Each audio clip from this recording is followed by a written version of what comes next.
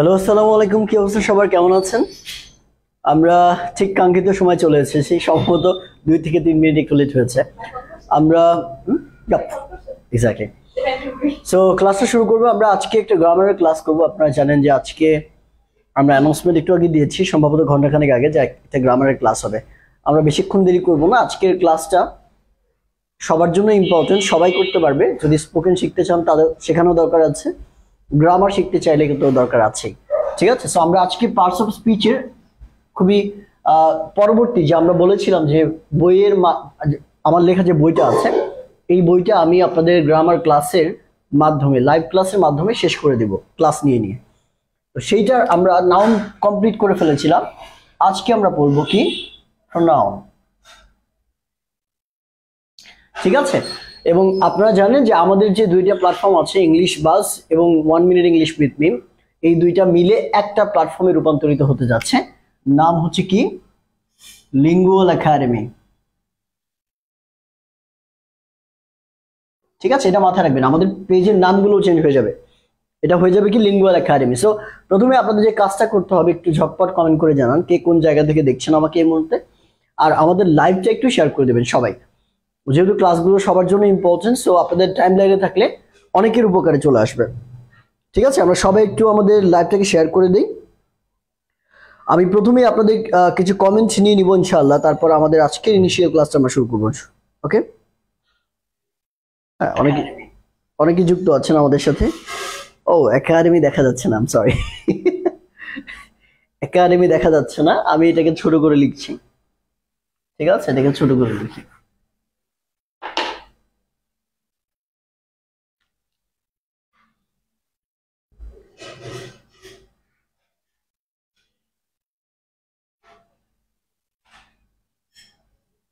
আচ্ছা, আমার মনে হয় যে এবার দেখা যাচ্ছে। ওকে, ফরিদপুর থেকে আমাকে দেখছেন, জয়পুরহাট থেকে আছেন, লাভ ইউ ভাইয়া, রিফাত বলেছেন share done, thank you so much. সবাই একটু শেয়ার করে বন্ধুদেরকে মেনশন করে দিব আমরা সবাই। ওকে, ঠিক আছে।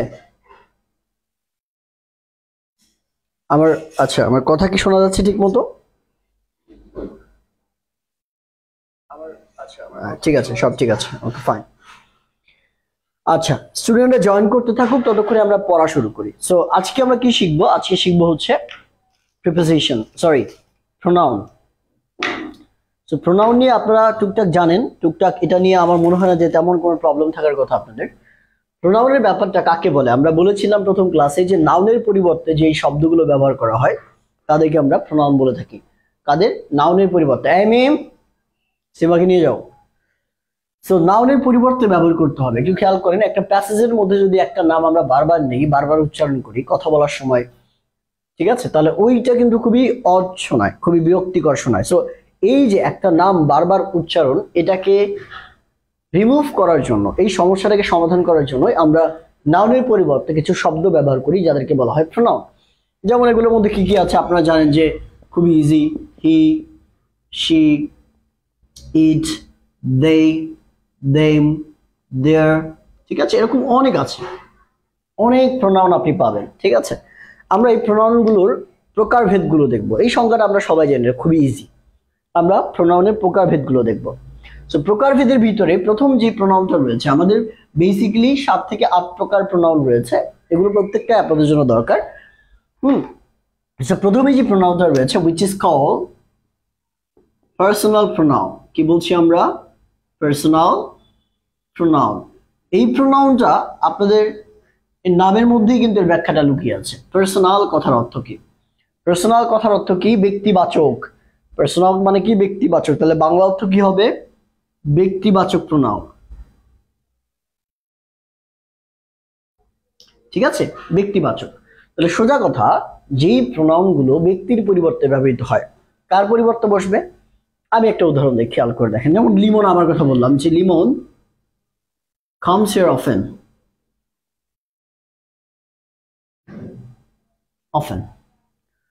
Limon always buy something. Okay, Limon হ্যাঁ sorry, Limon always by something. এবার একটু খেয়াল করেন, ঠিক আছে, আমি ভেবেছি আমি পাঁচটা লিখেছি। ওকে, তারপর লিমন কি বলা যায়, waited for 30 minutes। আচ্ছা, এই তিনটা বাক্য কিন্তু যদি আমরা একসাথে বলতে যাই, লিমন লিমন লিমন বিরক্তিকর শোনায়, তাহলে আমরা প্রথম লিমন যেহেতু আছে এর পরিবর্তে একটা প্রোনাউন ব্যবহার করতে পারি, হি। ফুল স্টপের পর হি ব্যবহার করা যায় এবং এটা একটা বড় হাতের হি হবে। এবং দ্বিতীয়টার ক্ষেত্রে আমরা আবার হি ব্যবহার করতে পারি। খেয়াল করে দেখেন, কার পরিবর্তে ব্যবহার করলাম?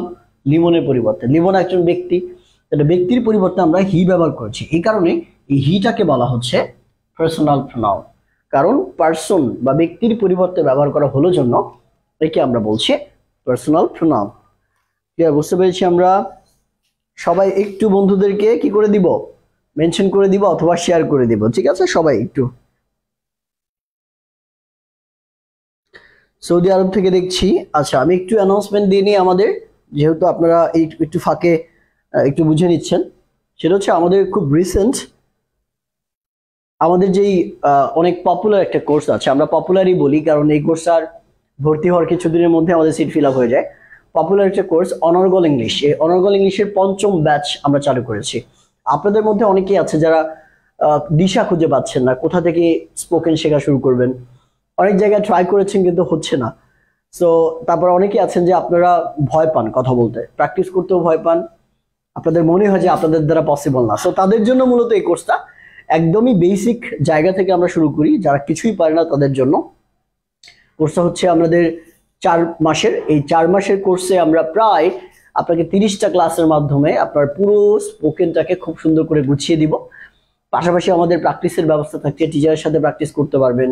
এছাড়া আপনি আপনার স্টুডেন্টদের সাথে ছোট ছোট গ্রুপ করে আমরা প্র্যাকটিসের ব্যবস্থা রেখেছি। তো সব মিলিয়ে অসাধারণ একটা কোর্স এই কারণেই বলছি, কারণ এখানে স্টুডেন্টদেরকে প্রাধান্য দেওয়া হয় এবং তাদের প্র্যাকটিস করে তাদের ভিতর থেকে জিনিসটাকে বের করে নেওয়া হয়। সো কোর্সে যুক্ত হতে গেলে দেখবেন ক্যাপশনে আমার একটা নাম্বার দেওয়া আছে, এই নাম্বারটাতে আপনি ক্লাসের পর, ক্লাস শেষ হইলে তারপর কিন্তু কল করে ডিটেলসটা জানতে পারবেন।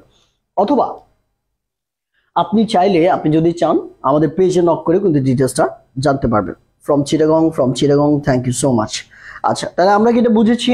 আমাকে একটু বলতে হবে যে পার্সোনাল প্রোনাউন কি আমরা বুঝেছি কিনা, কোনো সমস্যা আছে একটু বলবেন। পার্সোনাল প্রোনাউন কি বুঝতে পেরেছেন? ওকে, এবার 2 নম্বর প্রোনাউনটাকে আমরা বলছি ইনডিফিনিট প্রোনাউন। কি বলছি আমরা? 2 নম্বর indefinite pronoun.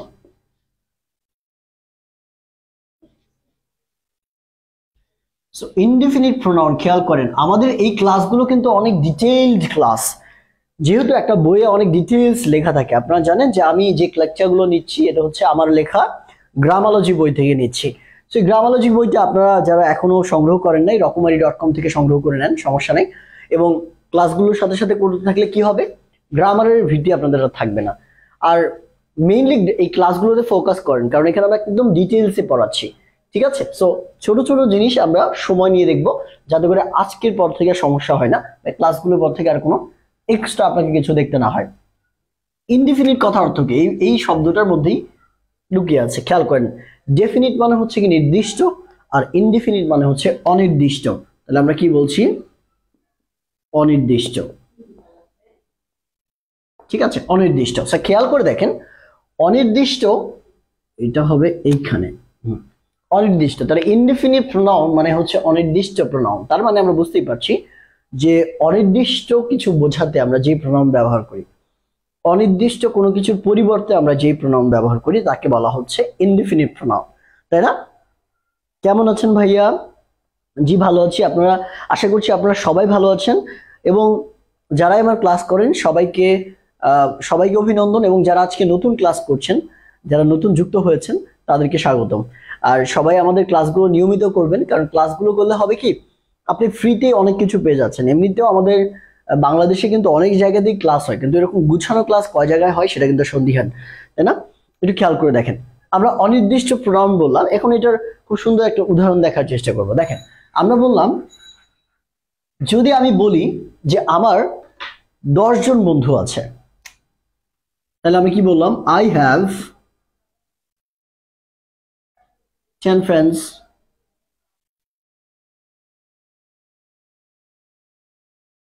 I have 10 friends. Right? খুব ইজি, তাই না? আমি যদি বলি যে আমার 2 কোটি টাকা আছে, তাহলে আমি কি বললাম? কিংবা আমি 2 কোটি টাকা দিয়ে একটা গাড়ি কিনলাম, তাহলে I have bought a car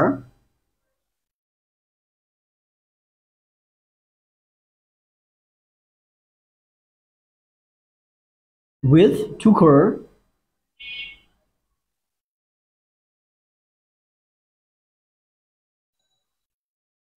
টাকা। খেয়াল করে দেখেন তো, এই দুইটা বাক্যের মধ্যে সংখ্যাটা, বন্ধুর সংখ্যাটা কিন্তু নির্দিষ্ট 10 জন, এবং টাকার সংখ্যাটাও কিন্তু নির্দিষ্ট 2 কোটি, তাই না? 2 কোটি একদম নির্দিষ্ট। কিন্তু এই বাক্যগুলো যদি আমি এইভাবে বলতাম যে I have many friends, কি বললাম আমি? I have many friends। এই বাক্যটার ক্ষেত্রে একটু খেয়াল করে দেখেন তো, এই যে মেনি শব্দটা আছে না, এই মেনি দ্বারা কি কোনো নির্দিষ্ট সংখ্যা বোঝায়? মেনি মানে হচ্ছে কি অনেকগুলো, আবার অনেক বন্ধু আছে। এবার অনেক মানে তো 4 জন না, 5 জন না, 6 জন না, যেটা যে কোনো নাম্বার হতে পারে। 4 জন হতে পারে, 5 জন হতে পারে, 10 জন হতে পারে, 100 হতে পারে, 1000 হতে পারে। তাহলে এই মেনি একটা অনির্দিষ্ট সংখ্যাকে নির্দেশ করছে, একটা অনির্দিষ্ট সংখ্যার পরিবর্তে আমরা ব্যবহার করেছি। এই কারণে এই মেনিটাকে বলা হচ্ছে কি একটা ইনডেফিনিট প্রোনাউন। কি বলছি আমরা? Indefinite pronoun. ঠিক আছে, বুঝতে পারছি? আমরা আরো কিছু উদাহরণ দেখবো। যেমন আমরা বলি না all of the students have to come here, all of the students, তাহলে কি বললাম আমরা?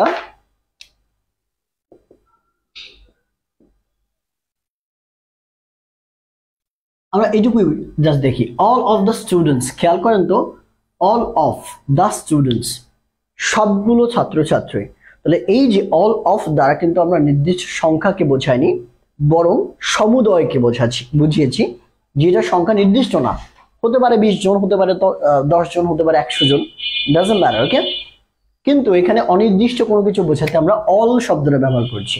তাহলে এই যে all শব্দটা কি একটা ইনডিফিনিট প্রোনাউন। ক্লিয়ার? বুঝতে পেরেছি আমরা? Concept clear? আমাকে একটু বলতে হবে। আচ্ছা, ক্লিয়ার? Concept clear? দেখেন, একটু বলবেন সবাই ক্লিয়ার লিখবেন, সবাই ক্লিয়ার লিখবেন। আচ্ছা, যারা নতুন আছেন অবশ্যই চেষ্টা করবেন নিয়মিত ক্লাস করতে। আমরা সপ্তাহে 6 দিন ক্লাসগুলো কন্টিনিউ করার চেষ্টা করছি আপনাদের জন্য, শুধুমাত্র ফ্রিতে। ঠিক আছে, ক্লাসগুলো কন্টিনিউ করবেন প্লিজ, কেউ মিস দিবেন না, ক্লাসগুলো কন্টিনিউ করবেন।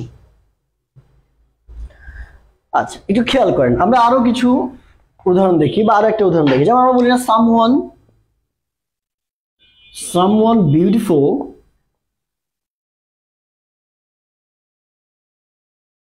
had come to meet you, অর্থাৎ কেউ একজন সুন্দর করে তোমার সাথে দেখা করতে এসেছিল। তো কেউ সুন্দর একজন তোমার সাথে দেখা করতে এসেছিল। someone beautiful had come to meet you।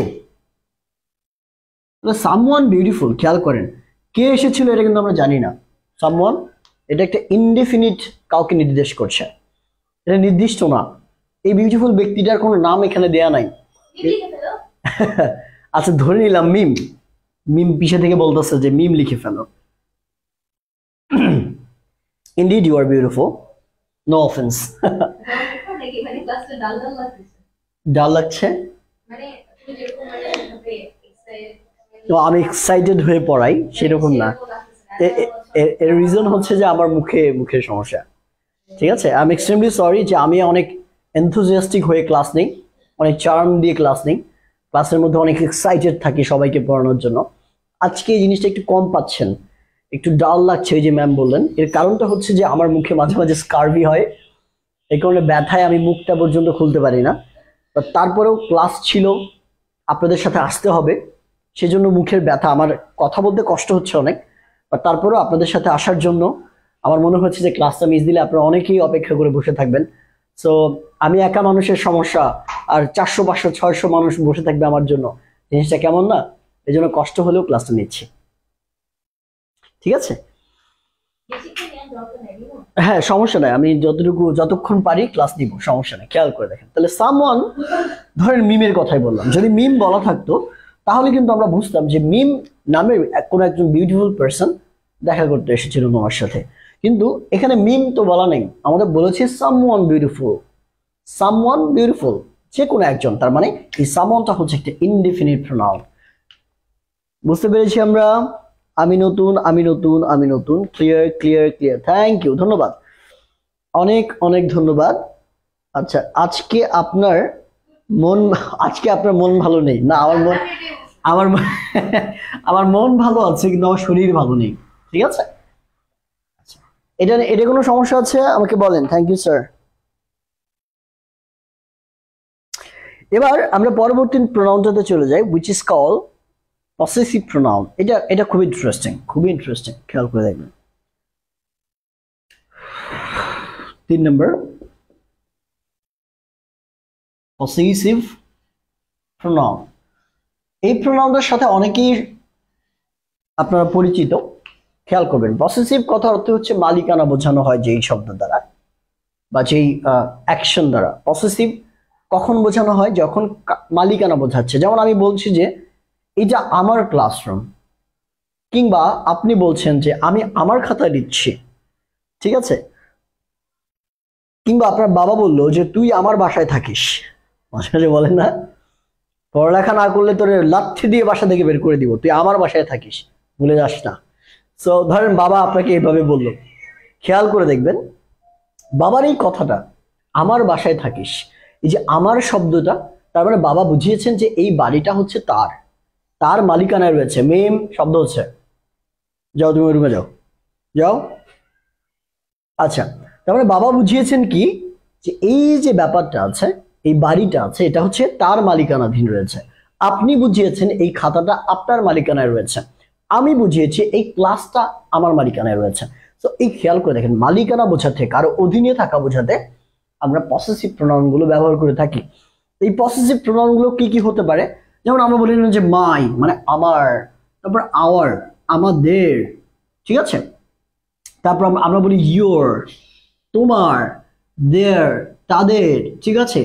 এই যে আমার বাড়ি, তোমার বাড়ি, তাদের বাড়ি, ঠিক আছে? আমাদের বাড়ি, এগুলোকে বলা হয় পসেসিভ প্রোনাউন। Concept clear? বুঝতে পারছি আমরা? আচ্ছা, আমার অনেক ভালো লাগে আপনাদের ক্লাস, আমি দেখেছি, thank you so much. Halida Rashid আপু সম্ভবত, অনেক ধন্যবাদ, ক্লাসগুলো নিয়মিত করবেন। আচ্ছা, থ্যাংক ইউ সো মাচ, অনেক ধন্যবাদ। মিম স্যারের কি হয় না জানা আমি? এটা না জানার কি আছে? মিম হচ্ছে স্যারের ওয়াইফ, আর আমি হচ্ছে সেই অধম অভাগা হাজব্যান্ড, ঠিক আছে, যার মিমকে সহ্য করতে হয়, ঠিক আছে? আচ্ছা, ঠিক আছে, ওকে, খেয়াল করেন। তাহলে আমরা কি করলাম? My, our, your, yours, ours, yours, yours, ours, এগুলোকে কিন্তু আমরা বলছি পসেসিভ প্রোনাউন। ক্লিয়ার? আমরা বুঝতে পারছি? আমরা খেয়াল করবেন, তাহলে এই জিনিসগুলো কিন্তু আমরা বুঝে ফেললাম। একটা জিনিস খেয়াল করবেন, ক্লিয়ার? বুঝতে পেরেছি আমরা? আচ্ছা, আমার মনে হয় না যে এইটুকুতে আর কোনো সমস্যা আছে, ঠিক আছে?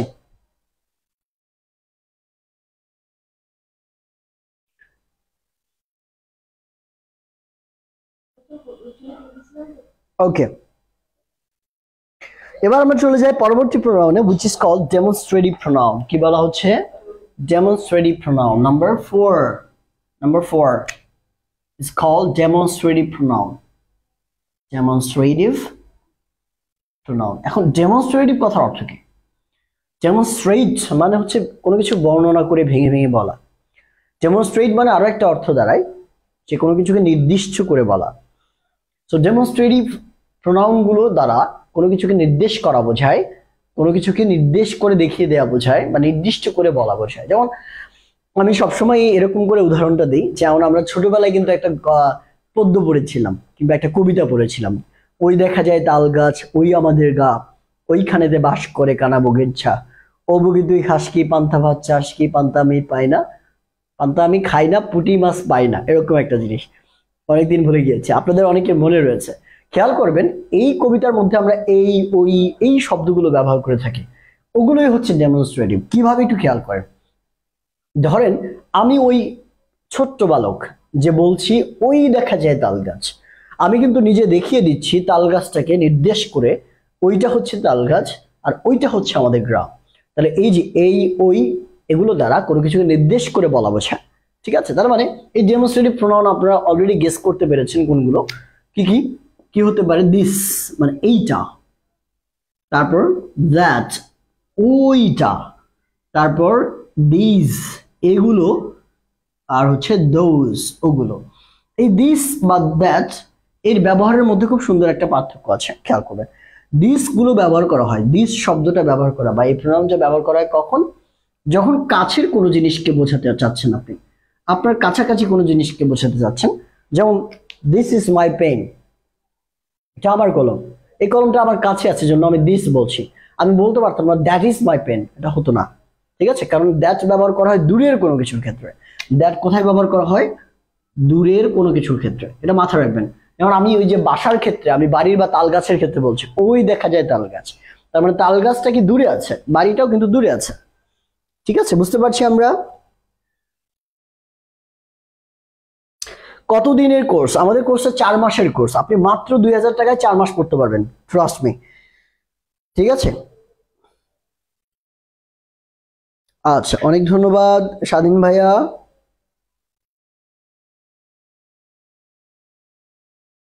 ওকে, অনেক ধন্যবাদ। ঠিক আছে, আপনারা কি সবাই বুঝতে পেরেছেন আমার কথা, আমার কনসেপ্ট? একটু আমাকে বলবেন সবাই কি বুঝতে পেরেছেন কিনা, আমাকে একটু বলতে হবে। ঠিক আছে, আর যারা আমার গ্রামার বইটা, আমার লেখা গ্রামার বইটা এখনো সংগ্রহ করেনি, তারা রকমারি.com-এ গেলেই পাবেন। রকমারি.com-এ অ্যাভেলেবেল রয়েছে, গ্রামালজি লিখে সার্চ দিলেই চলে আসবে। ঠিক আছে, ডেমনস্ট্রেটিভ প্রোনাউন বোঝা শেষ। আচ্ছা, এবার একটা প্যাচ আপনাদের মাঝে মাঝে লাগতেই পারে। যেমন আপনাদের দুইটা বাক্য দিচ্ছি আমি, দুইটা বাক্যের মধ্যে আপনাদের একটু আপনাদের হাতটা রেডি রাখবেন, মাইন্ডটাও রেডি রাখেন। আমি বলা মাত্রই অ্যান্সারটা দেওয়ার চেষ্টা করবেন, একটা ছোট্ট একটা কুইজ টাইপের। খেয়াল করেন, মনে করেন প্রথম বাক্যে বলা আছে যে this book is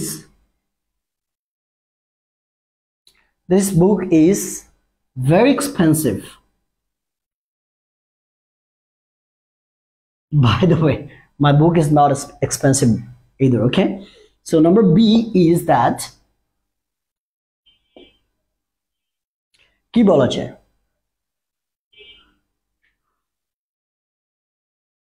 this is so embarrassing. This is so embarrassing double আর হবে সম্ভবত, খেয়াল করে দেখেন। This is so embarrassing, এই দুইটা বাক্যের মধ্যে দুইটা দিস আছে, এখানে একটা দিস আছে, এখানে একটা দিস আছে। আপনাদের বলতে হবে যে দুইটা দিসকেই কিন্তু আমরা ডেমনস্ট্রেটিভ বলতে পারবো কিনা, একটু কমেন্টে জানান। দুইটা দিসকে আমরা ডেমনস্ট্রেটিভ বলতে পারবো কিনা একটু কমেন্টে জানাতে হবে।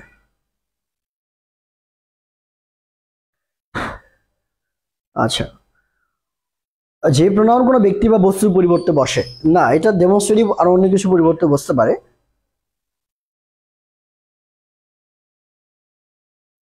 আচ্ছা, দিস দ্যাট দোজ দ্যাট। আপনার ক্লাসগুলো ভালো লাগে, অনেক ধন্যবাদ জান্নাতুল ফেরদৌস আপু। আপনারা একটু কষ্ট করে বলুন যে দিস এবং এই দিস এই দুইটা কি একই জিনিস কিনা। দুইটা, ইয়েস স্যার, অনেকে বলেছেন যে ইয়েস স্যার। আচ্ছা ওকে, আসসালামু আলাইকুম ভাই, কেমন আছেন? হ্যাঁ ভালো আছি, অনেক ভালো আছি, বেশ ভালো আছি। নাম্বার এ, আপনি বলেছেন নাম্বার এ, না আমি এটা অপশন দেইনি, আপনাকে বলতে হবে যে দুইটা একই কিনা। ঠিক আছে, এই দিস এবং এই দিস দুইটাই কি ডেমনস্ট্রেটিভ প্রোনাউন কি না?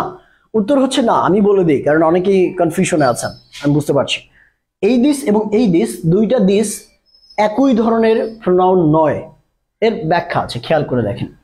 এই প্রথম দিসটাকে বলা হয় ডেমনস্ট্রেটিভ অ্যাডজেক্টিভ। কি বলা হয়? Demonstrative adjective. আপনাদের মনে প্রশ্ন আসতে পারে যে প্রোনাউনের মধ্যে অ্যাডজেক্টিভ কই থেকে আসলো, আমরা একটু পরে বুঝবো। আর দ্বিতীয় যে প্রোনাউনটা বলা হয় এটাকে বলা হচ্ছে ডেমনস্ট্রেটিভ প্রোনাউন। তাহলে এই যে একই শব্দ দুইটা জায়গায় দুই রকম আচরণ করেছে, একই জিনিস দুই রকম দুইভাবে আচরণ করেছে। ঠিক যেমনটা ঘটে কি খেয়াল করে দেখবেন, ঠিক যেমনটা ঘটে, যেমন আমি একজন শিক্ষক আপনাদের কাছে, তাই না? আমি যখন আপনাদের ক্লাসে থাকি, লাইভে থাকি, তখন আপনারা আমাকে স্যার বলে ডাকেন অথবা ভাইয়া বলে ডাকেন, যে যেভাবে ডাকেন আর কি। কিন্তু আমি কিন্তু আলটিমেটলি একজন শিক্ষক। কিন্তু আমার কিন্তু আরো একটা পরিচয় আছে। আমি যখন আমার ইউনিভার্সিটিতে যাই, আমি যখন আমার ক্লাসে যাই, তখন কিন্তু আমি একজন স্টুডেন্ট, আমি নিজে একজন শিক্ষার্থী তখন। তাহলে একই ব্যক্তি দুইটা জায়গায় দুইটা পরিচয়, ঠিক সেম ভাবে। এটা কারণটা কি? তার অবস্থান অনুযায়ী। আমি যখন ক্লাসে আছি কিংবা আপনাদের সামনে পড়াচ্ছি, তখন আমি একজন শিক্ষক হিসেবে পড়াচ্ছি। যখন আমি ক্লাস করতে গিয়েছি ইউনিভার্সিটিতে, তখন আমি একজন ছাত্র হিসেবে তাদের কাছে ক্লাস করছি। এই জায়গাটা একটু খেয়াল করবেন। সেম জিনিসটা ঘটে এই ক্ষেত্রে। দিস এই দুইটা একই জিনিস, ডেমনস্ট্রেটিভ, দুইটাকে ডেমনস্ট্রেটিভ বলে। একটাকে বলে ডেমনস্ট্রেটিভ অ্যাডজেক্টিভ, কিন্তু আরেকটাকে বলে ডেমনস্ট্রেটিভ প্রোনাউন। এই কারণটা কি খেয়াল করেন।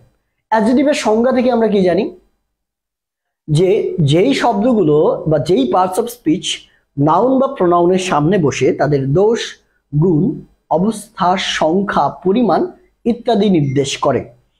আচ্ছা, একটু খেয়াল করেন তো, এই দিসটা কার সামনে বসেছে? এই দিসটা কার সামনে বসেছে? বুক শব্দের সামনে বসেছে। এই বুকটা কি একটা নাউন।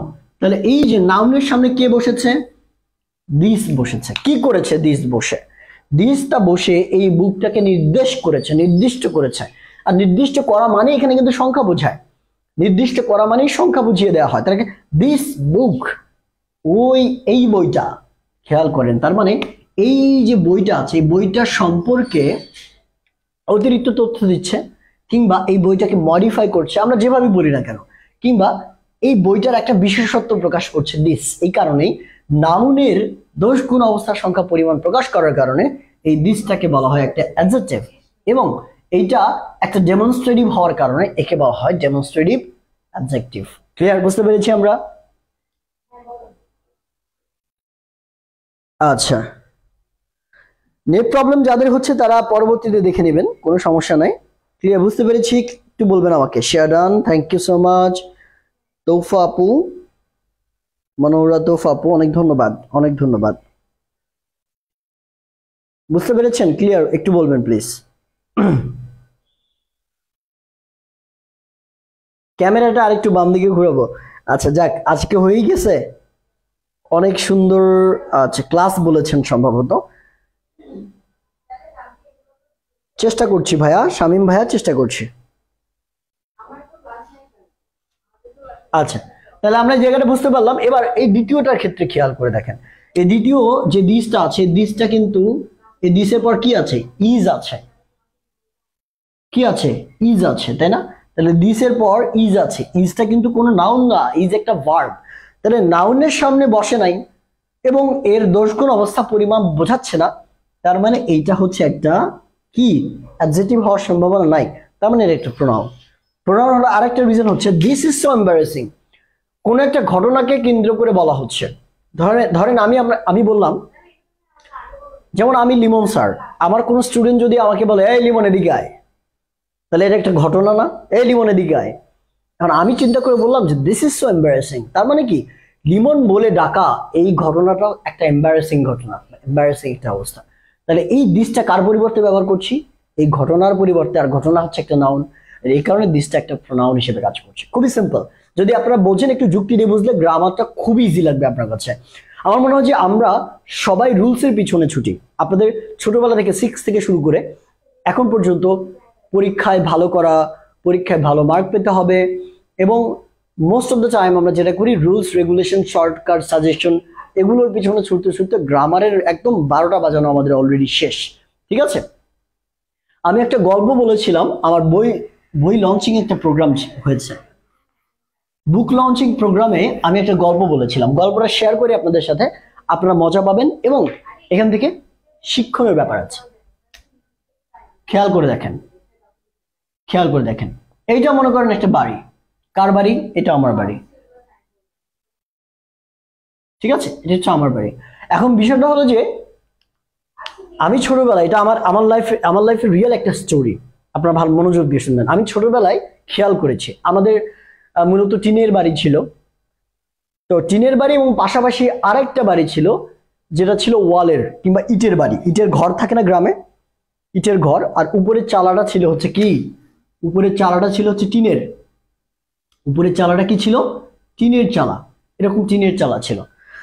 তো আমি একদিন খেয়াল করলাম যে আমাদের যে বাড়িটা ছিল সেই বাড়িটা এরকম দুইটা ভাগে বিভক্ত হয়ে গিয়েছে।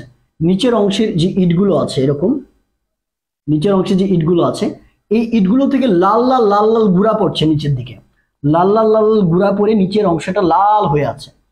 তা আমি আব্বুকে জিজ্ঞেস করলাম, আচ্ছা আব্বু, এই যে বাড়িটার নিচের অংশের এই ইটগুলো থেকে লাল লাল ধুলা কেন পড়ছে? আব্বু বললো যে আসলে এই বাড়িটা তো আসলে আমরা বানাইনি, আমরা পাশের বাড়ির আমাদের জায়গা ছিল ওইখানে।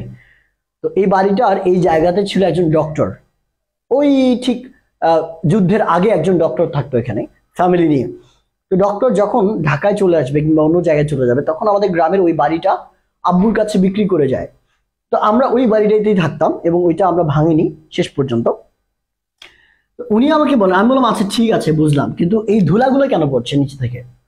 বলছে আসলে উনি একটা ভুল করেছেন। কি ভুল করেছেন? যে ভুলটা হচ্ছে, উনি যখন বাড়িটা বানিয়েছেন তখন নিচের দিকে দিয়েছেন 2 নাম্বার ইট। আপনারা যারা ইট দিয়ে বাড়ি বানানো জানেন, 2 নাম্বার ইট মানে হচ্ছে তুলনামূলকভাবে একটু কি কম সম্মত, মানে মানসম্মত না, এটাতে ম্যাটেরিয়াল কম থাকে, এটাতে 2 নাম্বার ইট ব্যবহার করা। আমি বললাম আচ্ছা তাহলে উপরের দিক থেকে কেন ধুলা পড়ছে না? তখন আব্বু বলে যে উপরে উনি ব্যবহার করেছে 1 নাম্বার ইট। 1 নাম্বার ইটটা হচ্ছে ভালো, শক্ত, আরো ভালো করে পোড়া, আরো ভালো মাটি ব্যবহার করা। আমি চিন্তা করলাম আচ্ছা এই ঘরটাকে তখন আমরা ভাঙতেও পারবো না, যদি নিচের দিকে ভাঙি তাহলে পুরো ঘরটা ভাঙতে হবে। যদি এই ইটটা উপরের দিকে থাকতো, যদি এই 2 নাম্বার ইটটা আমরা উপরের দিকে ব্যবহার করতাম, তাহলে হয়তো অর্ধেকটা ভেঙে আমি নতুন করে আবার ওর উপর দিয়ে 1 নাম্বার ইট বসাইতে পারতাম, তখন আমার নিচের দিকের খরচটা বেঁচে যেত, তাই না? এরকমই তো হতো। আবার এই আমাদের বাসাটার এরকম হইতো যে ওই সময় অনেক উত্তরবঙ্গে প্রচুর ঝড় হয়, কালবৈশাখী ঝড়। কালবৈশাখী ঝড় হলেই এই বাড়ির ইটের বাড়ি বা তারপরও নড়াচড়া করতো, কারণ এই যে ইটগুলো ফাটলগুলো নষ্ট হয়ে গিয়েছিল, ইটগুলো ভিতরে ঠিক আছে লাল লাল এগুলো বের হয়ে ফাটলগুলো বের হয়ে গেছিল, এই কারণে একটু নড়তো, তখন আমরা ভয় পেতাম। তো তখন আসলে গ্রামে থাকলে যেটা হয়, মানুষ ওরকম বাড়িতেই খুব অভ্যস্ত। তো ব্যাপারটা কি ঘটেছে, আমাদের প্রত্যেকটা স্টুডেন্টের গ্রামারের অবস্থা ঠিক এরকম, এই বাড়ির মতো। প্রত্যেকটা স্টুডেন্টের গ্রামারের অবস্থা ঠিক এই বাড়ির মতো। এই বাড়ির মতো কিভাবে? আমরা ছোটবেলায় যে গ্রামার পড়েছি, এই গ্রামার পড়ার সময় আমরা বেসমেন্টের দিকে খেয়াল করি নাই, আমাদের ভিত্তি, আমাদের বেসিক, এই ভিত্তি কিংবা বেসিকের দিকে আমরা খেয়াল করি নাই। আমরা করে গিয়েছি কি, আরে আমার পরীক্ষায় ভালো করতে হবে, আমি রুলসটা মুখস্থ করি, আমি এই প্যারাগ্রাফটা মুখস্থ করে ফেলি। আপনি মুখস্থ করে কয়দিন চলবেন? এই রুলস বা প্যারাগ্রাফ কিংবা এই গ্রামার তো মুখস্থ করার জিনিস না, এগুলো হচ্ছে বোঝার জিনিস, লজিক দিয়ে বোঝার জিনিস, ঠিক আছে? এগুলো লজিক দিয়ে বুঝতে হয়, খেয়াল করবেন। আচ্ছা, অনেক ধন্যবাদ। তো এই যে সমস্যাটা এখানে, এই জন্য আমরা ইন্টার পাস করি, অনার্স কমপ্লিট করি, মাস্টার্স কমপ্লিট করি, তারপরেও আমরা ইংরেজিতে 2 লাইন কথা বলতে পারি না। এবং ইংরেজিতে ঠিকভাবে প্রপারলি কেউ যদি গ্রামার থেকে একটা প্রশ্ন করে, ছেড়ে দিব, জীবন ছেড়ে দিব। বা বিসিএস এক্সাম দেওয়ার সময়, বিসিএস এর প্রিপারেশন নেওয়ার সময় ক্লাস 6-7 এর গ্রামার গুলো আমাকে পড়তে হয়, আবার নতুন করে ধরে ধরে মুখস্থ করা লাগে। কেন? আপনি তো পড়ে এসেছেন, মনে থাকছে না কেন? রিজনটা হচ্ছে এইটা, আপনি নিচের দিকে কি ব্যবহার করেছেন? 2 নাম্বার ইট ব্যবহার করেছেন, অর্থাৎ আপনার গোড়ায় গলদ বেসিকটাতে আপনি কাজ করেন নাই, এই কারণে উপরের দিকে আপনার শক্ত হয়নি, নড়বড় করছে, আর এই জন্য বারবার ভুলে যান। এই জন্য শক্ত করতে হবে, আর শক্ত করতে গেলে আপনার গ্রামারের বেসিকটা স্ট্রং করার কোনো বিকল্প নাই, এটা করতে হবে আপনাকে। ক্লিয়ার? বুঝতে পেরেছি আমরা?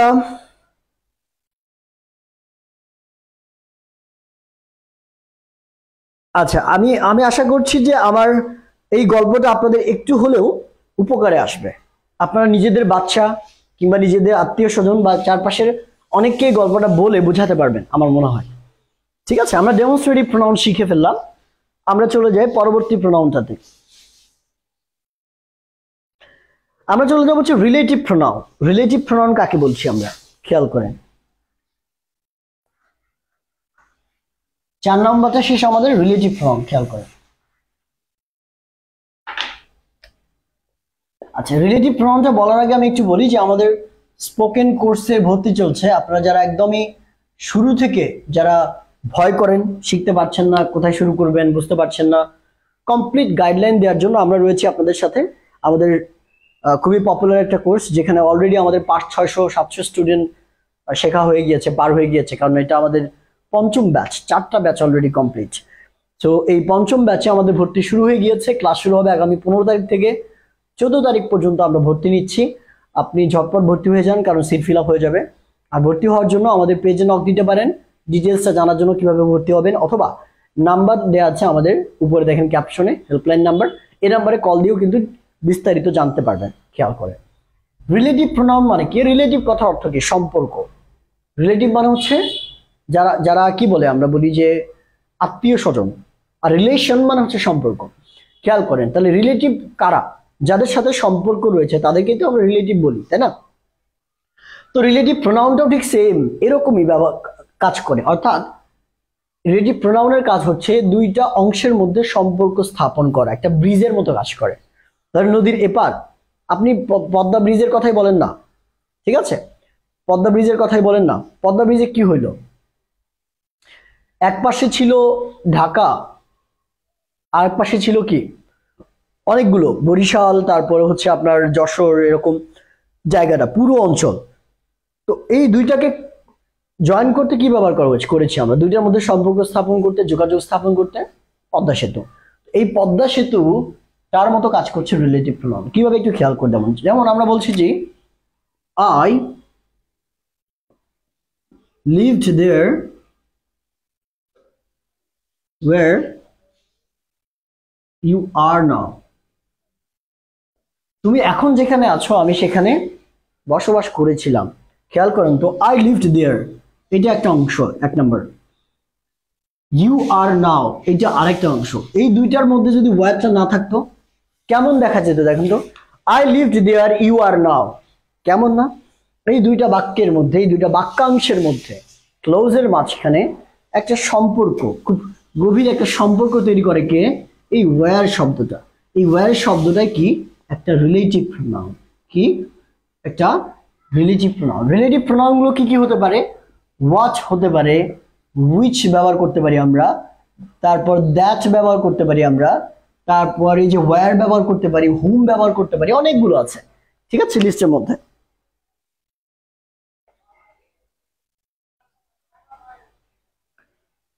না, সব WH কোশ্চেন রিলেটিভ হবে না, ঠিক আছে? ও হ্যাঁ, 5 নাম্বার হবে, এটা 5 নাম্বার, সরি। ঠিক আছে, এটা 5 নাম্বার। ক্লিয়ার? বুঝতে পেরেছি আমরা?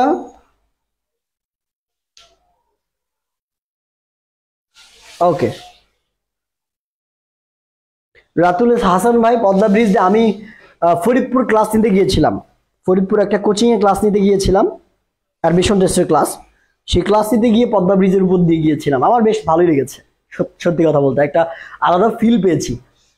যদিও এত বড় ব্রিজের উপর দিয়ে আগেও আমার অভ্যাস আছে, যেহেতু আমি উত্তরবঙ্গের মানুষ, আমার বাসা গাইবান্ধা। সো আমি ওই মেঘনা ব্রিজের উপর দিয়ে যাওয়া আসা করি, আমার এতটা ফ্যাসিনেশন ছিল না কখনো, ঠিক আছে? আচ্ছা, যাই হোক, আমরা এই 5টা পর্যন্ত রাখি, যেহেতু আমি একটু অসুস্থ, আবার আমি আসলে ওই জোশ নিয়েও পড়াতে পারছি না আজকে। সো আমি 2টা তথ্য দিব আপনাদের যাওয়ার আগে। একটা তথ্য, সেটা হচ্ছে যে আমি যতগুলো টপিক পড়াচ্ছি, যা পড়াচ্ছি, যতটুকু পড়াচ্ছি, আমার ক্লাস যদি আপনার ভালো লাগে, আপনার যদি মনে হয় যে ওই ইটের বাড়ির মতো আপনি হবেন না, আপনি একটা মজবুত বাড়ি তৈরি করবেন আপনার নিজের ক্যারিয়ারকে, অথবা আপনি যদি মনে করেন যে আপনার বেসিকটা স্ট্রং করে এমনভাবে ইংরেজি শিখবেন যাতে সারা জীবন না বলেন, আপনি অন্যকে শেখাতে পারবেন, তাহলে আমার মনে হয় যে আপনার একটা বই অবশ্যই সংগ্রহে রাখা উচিত। আপনার কাছে অনেক বই থাকতে পারে, আপনার কাছে অনেক গ্রামার বই থাকতে পারে, কিন্তু পাশাপাশি এই একটা বই রাখেন, ট্রাস্ট মি, ওই বইগুলোর থেকে 1000 গুণে আপনার এই বইটা সহযোগিতা করবে এবং আপনার প্রচুর ভালো লাগবে। কারণ এখানে কিছু ছোট ছোট ট্রিক্স এবং গল্পের মাধ্যমে আমি খুব সুন্দর করে টপিকগুলোকে ডিভাইড করেছি, বুঝিয়েছি, ব্রেকডাউন করেছি। বইটার নাম কি? গ্রামালজি, যে বইটা আমার লেখা। এবং এই বইটা আপনি কোথায় পাবেন? রকমারি.com। কোথায়? রকমারি.com লিখে সার্চ দেবেন এবং রকমারি.com এ ঢুকে এই গ্রামালজি বইয়ের নাম লিখে সার্চ দিলে কিন্তু গ্রামালজি বইটা চলে আসবে। আপনি সেখান থেকে অর্ডার করবেন, আপনার বাসায় 2 দিনের মধ্যে চলে যাবে, ঠিক আছে? তো বইটা সংগ্রহে রাখুন। দ্বিতীয় কথা যেটা আরো বেশি ইম্পর্টেন্ট, উইচ ইজ দ্যাট আমরা সবাই স্পোকেন ইংলিশ নিয়ে ভুগছি। আপনারা এটা ভুল করবেন না যে মনে করবেন যে না এখন ছেড়ে দিয়ে আমি পরে শিখবো, সময় আছে, মাত্র এসএসসি তে পড়ছি, ইন্টারে পড়ছি, কিংবা আরো 5, 6, 7 পড়ছি। না, এই ভুলটা করবেন না। আপনি এখন সময় আছে, এখনই শিখে ফেলেন বা শুরুটা করেন। অ্যাটলিস্ট শুরু করলে হবে কি আস্তে আস্তে গ্রাজুয়ালি আপনার ইমপ্রুভমেন্টটা চলে আসবে। এবং যারা কিছুই পারেন না, আমরা একদম শুরু থেকে শুরু করছি বিগিনারদের জন্য আমাদের স্পোকেন ইংলিশ কি অনর্গল, নাম হচ্ছে অনর্গল 5.0, অনর্গল ইংলিশ 5.0। এটা পঞ্চম ব্যাচ, এই কারণেই 5.0। এই ব্যাচটাতে আমাদের অনেকগুলো সুবিধা থাকছে। আমরা স্টুডেন্টদের সাথে স্টুডেন্টের কথা বলানোর ব্যবস্থা করি, প্র্যাকটিসের ব্যবস্থা আছে, ল্যাঙ্গুয়েজ ক্লাব আছে, তারপর টিচারের সাথে আমাদের সাথে আমার এবং মিমের সাথে একসাথে আপনি প্র্যাকটিস করতে পারবেন। এবং আমাদের এখানে প্রায় 40টা টপিক আপনাদেরকে পড়ানো হবে। পাশাপাশি হোমওয়ার্ক আছে, ভিডিও মেকিং আছে, এরপর আছে আলাদা সলভ ক্লাস, অনেক কিছু আছে। প্রত্যেকটা ক্লাসের রেকর্ডিং প্রোভাইড করা হবে, প্রত্যেকটা ক্লাসের পিডিএফ দিয়ে দেওয়া হবে, এক্সট্রা বই কিনতে হবে না। সব মিলিয়ে অসাধারণ একটা কোর্স। 4 মাসে আপনাদেরকে আমরা ইনশাআল্লাহ 4 মাসের মধ্যে একদম চাঙ্গা করে তোলার চেষ্টা করবো। আপনার অবস্থান আপনি নিজেই বুঝতে পারবেন যে অনেকটা ইমপ্রুভমেন্ট আপনি বুঝতে পারবেন 4 মাসের মধ্যে। এবং এই কোর্সটা মাত্র 2000 টাকা আপনি পাবেন। এবং কোর্সটাতে যুক্ত হওয়ার জন্য আমাদের উপরে দেখেন নাম্বারে কিন্তু আমাদের কিন্তু হেল্পলাইন নাম্বার দেওয়া আছে। আপনি চাইলে এই নাম্বারটাতে ক্লিক করে কপি করে কল দিতে পারবেন একটু পরেই, কারণ আমার ক্লাসটা শেষ হলে আমি কলগুলো ধরা শুরু করব, তারপর আমি ইনশাল্লাহ আপনাকে ইনফরমেশন দিব। আর যাদের হোয়াটসঅ্যাপ আছে তারা ওই নাম্বারে, যে নাম্বার দেওয়া আছে সেই নাম্বারে হোয়াটসঅ্যাপ এভাবে নক দিলেও হবে। নাম্বারটা আমি এখানে লিখে দিই 98049025। এটাতে হোয়াটসঅ্যাপও আছে, আপনি চাইলে কলও দিতে পারবেন। ঠিক আছে, দিয়ে কোর্সটাতে জয়েন করে ফেলুন, আমাদের সাথে স্পোকেন শিখুন এবং নিজের ক্যারিয়ারে এক ধাপ এগিয়ে থাকুন। ঠিক আছে, আগামী ক্লাসে দেখা হবে আবার আপনাদের সাথে। বইটা সংগ্রহ করুন, পাশাপাশি কোর্সে জয়েন করুন। ইনশাআল্লাহ আমরা আছি আপনার ইংলিশ ইমপ্রুভমেন্টে। আল্লাহ হাফিজ।